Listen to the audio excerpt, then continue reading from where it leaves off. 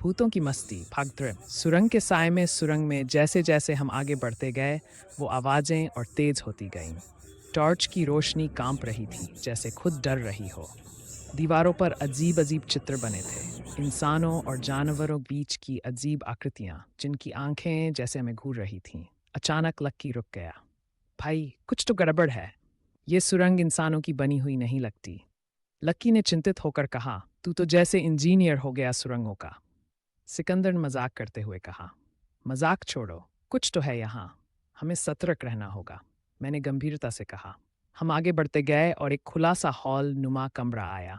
उस कमरे के बीचों बीच एक बड़ा सा पत्थर का मंच था और उस पर एक लड़की बैठी थी। विनीता, विनीता, सोनू चौंक कर बोल उठा। लेकिन जैसे ही उसने उसे छूने की कोशिश की, विनीता की आंखें लाल हो गई और उसकी आवाज़, तुम सबने यहाँ आकर गलती की है, अब लौट नहीं पाओगे। सब सन। विनीता हवा में उठने लगी और कमरे की दीवारें थरथराने लगीं। हम सब पीछे हटे। ये विनीता नहीं है, इसके अंदर कोई और है, कोमल ने चिंतित होकर कहा। तो अब क्या करें? सोनू ने घबराते हुए पूछा। मैंने कहा, याद है वो मंदिर का पुजारी क्या कह रहा था? मैदान घड़ी का रहस्य पुरानी आत्मा की कैद में है, उसका सच नीचे छिपा है, लेकिन उसे रोकने का एक ही तरीका है, उस पुराने कुएं के भीतर की पूजा। तो हमें पूजा करनी होगी, लेकिन पूजा करेगा कौन? विनय ने जिज्ञासा से पूछा। मैं करूंगी, कोमल ने दृढ़ता से कहा। तू पंडित है क्या? लक्की ने आश्चर्य से पूछा। मैंने तांत्रिक पूजा सीखी है, मेरे नाना बहुत बड़े ओझा थे, कोमल ने शांत स्वर में जवाब दिया। हम सब ने मिलकर सुरंग में बने उसी हॉल में पूजा की तैयारी शुरू की। कोमल ने एक त्रिकोण, विनीता हवन बनाकर शुरू करती है और मंत्र पढ़ने लगती है। आंक्षं क्षत्रपाय नमः, विनीता ने तन्यमय होकर जाप किया। विनीता जोर जोर से चिल्लाने लगी, उसका शरीर कांपने लगा। एक अजीब सी परछाई उस मंच के ऊपर मंडराने लगी। वो कोई आत्मा थी, लंबी, पतली और धुएं जैसी। उसकी आंखें आग जैसी जल रही थीं। कोमल ने मंत्र तेज कर दिया। आंक्षं क्षत्रपाय नमः, कोमल ने जोर देकर कहा। सुरंग थर्राई और अचानक एक तेज चीख के साथ वो आत्मा धुएं में बदलकर गायब हो गई। विनीता जमीन पर गिर गई और होश में आ गई। तू ठीक है ना?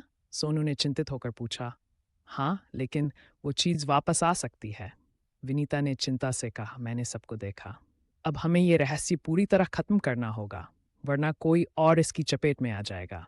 क्या आत्मा वाकई खत्म हो गई? क्या मैदान घड़ी गांव का रहस्य अब भी अधूरा है? जानिए अगले भाग में। भूतों की मस्ती भाग 4। अंतिम दरवाजा बहुत शानदार। आपने भूतों की मस्ती सुरंग के साय में को बेहद रोमांचक मोड पर खत्म किया है। क्यों? कहानी में रहस्य, ड्यूमर और इमोशंस का अच्छा संतुलन है। चलिए अब उसी उत्साह के साथ आगे बढ़ते हैं। भूतों की मस्ती भागतिम दरवाजा। हम सब सुरंग के उस हॉल में खड़े थे, थके, डरे लेकिन जिंदा। कोमल ने पूजा का सामान समेटा और बोली, विनीता तो बच गई, लेकिन आत्मा पूरी तरह खत्म नहीं हुई, उसका अंश अभी बाकी है। मैंने पूछा, कहाँ? कोमल ने उस मंच की तरफ इशारा किया। वहाँ एक दरवाजा है जो अभी खुला नहीं है। हमने ध्यान से देखा। मंच के पीछे एक पत्थर की दीवार थी जिस पर त्रिशूल का निशान खुदा हुआ था। जैसे ही कोमल ने पूजा की राख से उस निशान को छुआ, दीवार में कंपन हुआ और वो धीरे धीरे खुलने लगी। उसके पीछे था अंतिम दरवाज़ा।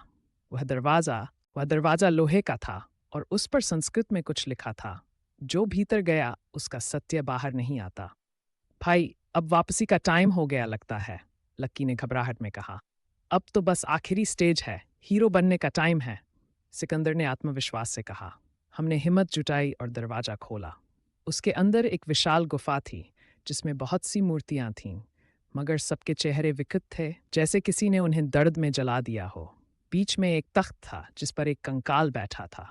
उसके पास एक चमकता हुआ पत्थर था, शायद वही आत्मा का स्रोत था। जैसे ही हम उस पत्थर के पास पहुंचे, पूरी गुफा कांपने लगी। कंकाल की आंखों में लाल रोशनी चमकी और वो जिंदा हो गया। तुम सबको भी यहीं रहना होगा, हमेशा के लिए, कंकाली आत्मा ने भविष्य में स्वर में कहा। हम सब इधर उधर भागने लगे, लेकिन कोमल शांत थी। उसने जेब से एक छोटा सा ताबीज निकाला और जोर से बोली, अब खत्म होने का वक्त है। उसने ताबीज को पत्थर पर फेंका। तेज चमक हुई और आत्मा की चीख से गुफा गूंज उठी। धीरे धीरे कंकाल राख बन गया और पत्थर टूटकर बिखर गया। गुफा शांत हो गई। दरवाजा फिर खुला, लेकिन इस बाहर की तरफ। हम सब भागकर बाहर आए। सुबह हो चुकी थी। सूरज की रोशनी मैदान घड़ी गांव पर पड़ रही थी। गांव अब डरावना नहीं, बल्कि शांत और सुंदर लग रहा था। अब कभी तुझे अकेला नहीं छोड़ूंगा, सोनू ने आश्वस्त करते हुए कहा। और अब मैदान घड़ी की जगह होनी चाहिए, मस्ती घड़ी, विनय ने हंसते हुए जोड़ दिया। हम सब हंस पड़े। और इस तरह मैदान घड़ी गांव का रहस्य हमेशा के लिए खत्म हो गया। समाप्त, या शायद नहीं, क्योंकि जहां मस्ती होती है वहां भूत भी लौट सकते हैं।